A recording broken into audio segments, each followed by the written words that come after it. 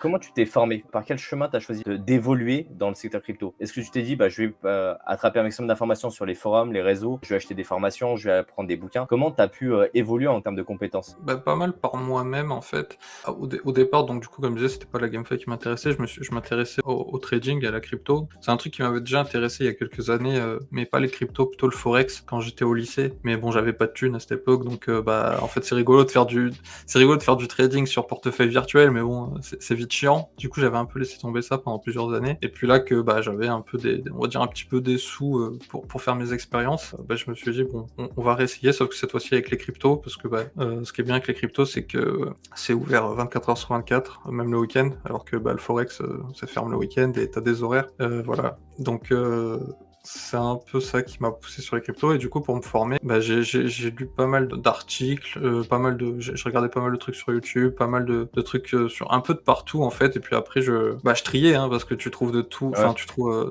trouves et de n'importe tout quoi, et surtout n'importe c'est quoi. ça. Donc voilà, j'ai trié, puis au final, je me suis assez vite rendu compte que, bah, c'était pas tant le trading qui m'intéressait, c'était plus, les fondamentaux, l'analyse fondamentale et cetera. Donc bah, rapidement, au final, je me suis écarté du trading et de l'analyse technique pour plutôt aller, bah, vers l'analyse fondamentale où je suis bien meilleur et où ça m'intéresse bien plus. Donc voilà, je dirais que c'est un peu par moi-même et avec, beaucoup de passion. Ouais, bah, je pense qu'en fait, c'est une approche qui est hyper intéressante. C'est une approche qu'on véhicule aussi, hein, de dire qu'on a une vision beaucoup plus long terme et que l'analyse fondamentale permet d'identifier des projets qui ont un vrai potentiel sur le long terme et ne pas essayer C'est de, ça. de timer le marché, ce qui est souvent source de beaucoup de risques et qui mène à des grandes pertes.